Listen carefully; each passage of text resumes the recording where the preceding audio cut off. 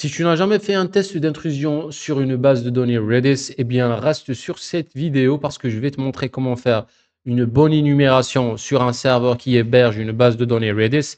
On va voir la différence entre Redis et autres types de bases de données. Et enfin, on va voir comment énumérer la base de données pour récupérer les informations stockées.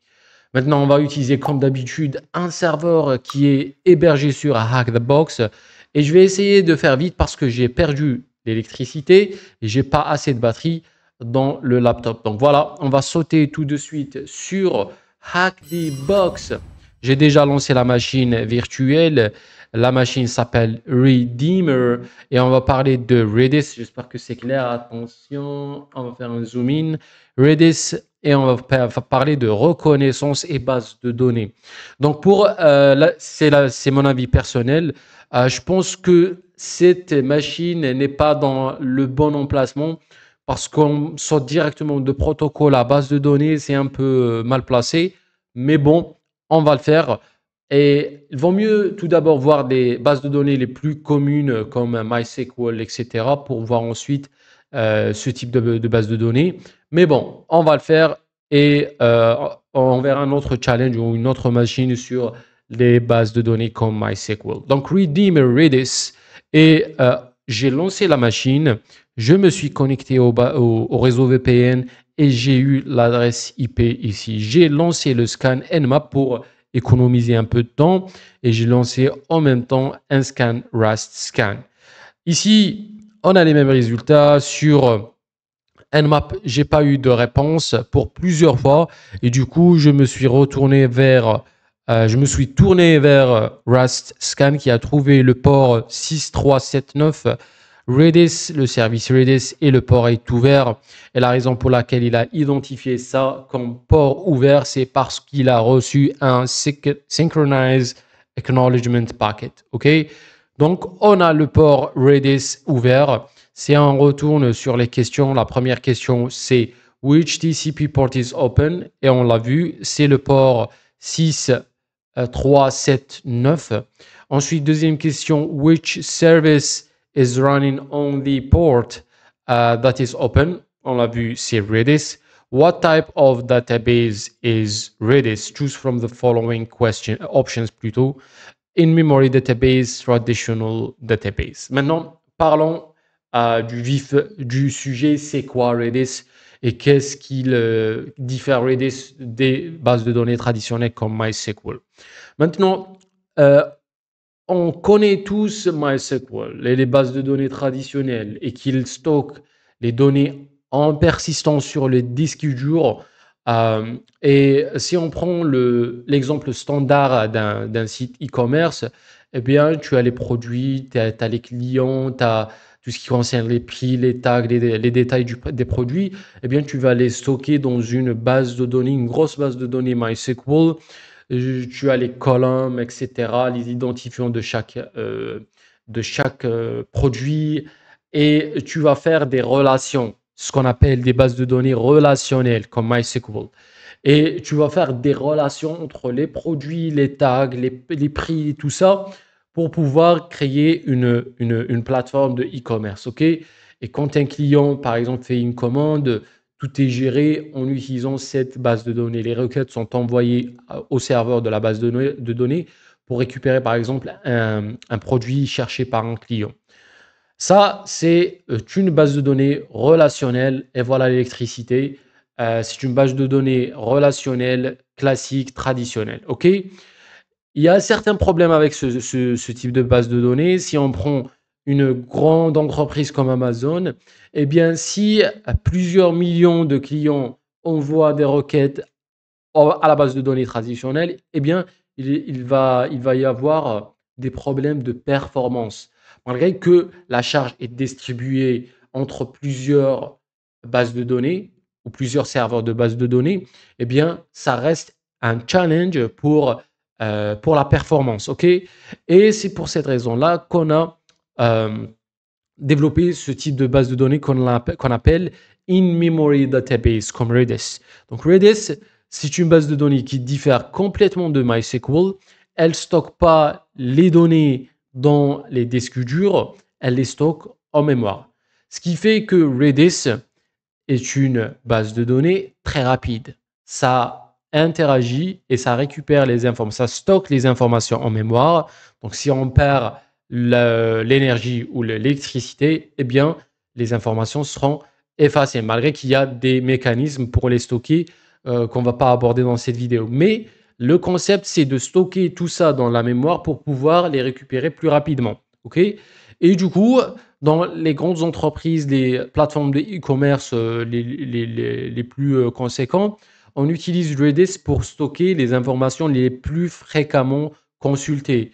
Par exemple, les dashboards, les homepages, aussi les sessions des utilisateurs. Il ne faut pas à chaque fois aller dans la base de données MySQL, par exemple, pour chercher les mêmes informations. Ça va ralentir les serveurs et ça va ralentir l'expérience et la performance des serveurs et l'expérience des utilisateurs et des clients. Et du coup, on met en place des bases de données Redis pour donner plus de rapidité et donner plus de disponibilité pour les requêtes et les ressources les plus couramment consultées. Du coup, on met en place plusieurs serveurs avec des bases de données classiques et on met en place aussi des serveurs Redis qui vont répondre aux requêtes les plus fréquemment consultées, les sessions des utilisateurs. Donc, chaque utilisateur, quand il log à l'application, il va avoir sa propre session. Et bien, cette session, elle est stockée en mémoire sur le serveur Redis. Et bien sûr, il va y avoir aussi des load balancers pour distribuer la charge entre plusieurs serveurs Redis et aussi sur plusieurs serveurs web et plusieurs serveurs de base de données classiques. Donc ça, c'est grosso modo, c'est quoi Redis et qu'est-ce qu'il diffère Redis des autres bases de données? Donc la réponse, c'est in-memory database. Et une autre différence entre Redis et MySQL, c'est comment interagir avec le serveur. Pour MySQL Server, on interagit avec le serveur en utilisant le fameux langage SQL, OK? Et pour Redis, on a des commandes développées spécifiquement pour ce serveur. Des commandes comme les commandes Linux, on entre la commande et on a notre réponse. Et aussi, Redis, c'est une base de données clé-valeur, OK? On a des bases de données, plusieurs bases de données qui sont tous stockées. Les informations de ces bases de données, elles sont stockées en mémoire. Et on a une clé. Dans chaque base de données, on a une clé et une valeur. Une clé, par exemple, le prix d'un produit et la valeur, c'est le prix du produit. OK? Which command line utility is used to interact with the Redis server? Maintenant, on veut interagir avec le serveur. Eh bien, ce qu'on va faire, c'est qu'on va ouvrir un terminal et on va utiliser un utilitaire qu'on appelle Redis CLI. OK? Et avec Redis CLI, qui est un utilitaire installé par défaut sur Kali, sinon tu peux l'installer avec apt-get. Eh bien, avec cet utilitaire, on peut se connecter au serveur Redis distant et interagir avec ce serveur. Ça, c'est très simple parce qu'on va tout simplement prendre l'utilitaire et l'adresse IP du serveur et connecter à distance. Donc, l'utilitaire, il s'appelle Redis-CLI. Question 5. Which flag is used with the Redis command line to specify the host name? Maintenant, tu peux lire la documentation, mais pour faire rapide, on va faire Redis CLI et ensuite on va entrer l'adresse IP. Donc elle est juste là. Et voilà. Donc avec l'argument -h, l'adresse IP, on se connecte directement sur le serveur. On aura l'adresse IP, deux points séparés, le port du serveur. Info, c'est une commande qui nous donne des informations générales sur le serveur, l'état de serveur et des informations concernant les entêtes, etc. Les entêtes contiennent la version exacte du service ou du serveur Redis version. Ensuite, des informations sur le système d'exploitation. On travaille sur un système Linux et aussi des informations sur les ressources consommées par le service Redis. Et on a dit que c'est un service qui repose sur le stockage des informations en mémoire. Et du coup, on aura ces informations parce que c'est important. Si le service consomme l'intégralité de la mémoire vive, eh bien, il y aura des problèmes. Il faut, dans ce cas-là, utiliser plusieurs serveurs Redis pour distribuer la charge. Et pour cette raison-là, on parle de clusters. Donc ici, on voit le mot clusters. Cluster enable 0, c'est-à-dire qu'il est désactivé. Et un cluster, c'est un nom général. Okay, on le trouve ici dans le concept ou le contexte des bases de données, mais on le voit généralement très fréquemment en DevOps. Un cluster, c'est tout simplement plusieurs systèmes ou plusieurs serveurs qui travaillent en synchronisation, qui travaillent ensemble pour distribuer la charge entre eux et aussi pour améliorer les performances du système en global. Donc ça, c'est un cluster. Et pour cette raison-là, si tu as des problèmes avec un seul serveur Redis, si le serveur n'a pas assez de ressources, eh bien, tu vas créer plusieurs pour créer un cluster et cela va diminuer la charge. On parle aussi de charge sur le CPU. Donc, avec la commande info, tu peux récupérer ces informations. Il y a aussi les informations sur les informations de réplication. La réplication, elle est importante, non seulement pour des raisons de performance, mais aussi pour des raisons de backup. Au cas où il y a un incident, eh bien, répliquer les informations entre plusieurs serveurs Redis est très bénéfique parce qu'il y aura toujours un backup ou des backups. Ici, le rôle, c'est master, c'est-à-dire que ça, c'est le serveur master, le serveur maître, qui va stocker les données et ensuite les envoyer à des serveurs esclaves, comme tu peux le voir ici, connected slaves. On a 0 connected slaves parce qu'on n'a pas de cluster, bien évidemment. Mais s'il y a des esclaves, des serveurs esclaves, ils vont récupérer, ils vont recevoir les données à répliquer depuis ce serveur master.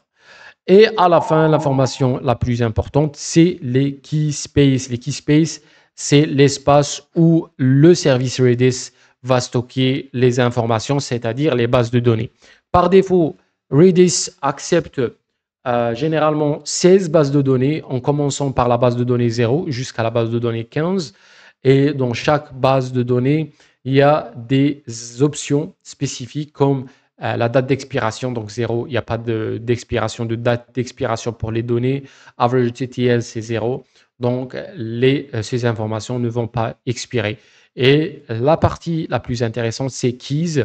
Et keys, c'est tout simplement les informations stockées dans la base de données 0. On a des clés et des valeurs. Et du coup, on peut récupérer les clés et les valeurs. Et on va le voir tout de suite. Si on reprend les questions rapidement, which flag is used to specify, on l'a vu, c'est -h. Once connected, which command is used to obtain the information? On a vu que c'est la commande info pour récupérer les informations. On a vu la version exacte de ce service Redis et on a vu que c'est 5.0.7, ça c'est la version Redis. Et ensuite, on a which command is used to select the desired database in Redis. Maintenant, on va essayer de sélectionner la base de données 0. S'il y a d'autres bases de données, par exemple la database 1, 2, 3, on peut faire select, OK? Et on va sélectionner la base de données. Donc ça, c'est la commande qu'on va utiliser. Select db0, select. OK, donc on va spécifier l'identifiant plutôt de la base de données 0, 1, 2, 3.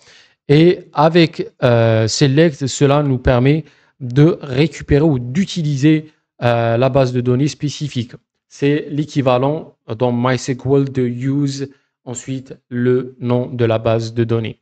How many keys are present inside the database? On a dit que chaque base de données, elle contient des clés et chaque clé, elle contient une valeur. Donc, pour récupérer toutes les clés, donc je vais faire un clear juste ici.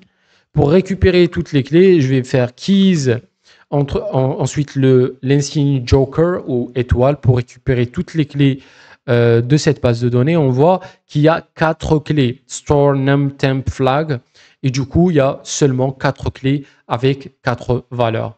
On reprend les questions, donc ils vont to select the desired, on a vu que select, how many keys, il y a 4 clés sur la base de données 0, which command is used to obtain all the keys in a database, on a vu que c'est keys étoile. Et enfin, on va devoir récupérer la valeur du flag. Et pour cela, on va utiliser une commande get, ensuite la clé flag.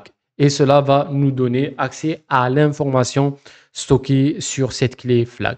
Donc, ce sont des commandes. La commande select, keys, get, ce sont tous des commandes pour interagir avec le serveur Redis. Et je peux faire maintenant get temp, voilà la valeur de la clé temp, get store, get num, et voilà. Je récupère les clés avec la commande keys et ensuite je récupère la valeur contenue dans la clé avec la commande get. Donc voilà, c'était ça, un tour rapide sur le serveur Redis. C'est un serveur qu'on ne rencontre pas très beaucoup dans les pentests, mais si c'est le cas, tu sais c'est quoi un Redis, quelle est la différence entre un Redis et les bases de données traditionnelles et les commandes de base pour interagir et énumérer en local un serveur Redis. Voilà pour la machine Redeemer. Dans la prochaine vidéo, on va parler de Explosion. C'est la machine Explosion dans laquelle on va parler de RDP et connexion à distance. On va toucher un peu à Windows Remote Management. Ce sont tous des concepts super importants pour un pentester, surtout quand il s'agit d'un test d'intrusion de réseau. Voilà, si tu as aimé le contenu, pouce bleu. Si tu as des questions, tu peux les mettre en dessous de la vidéo et on se retrouve dans la prochaine. Peace.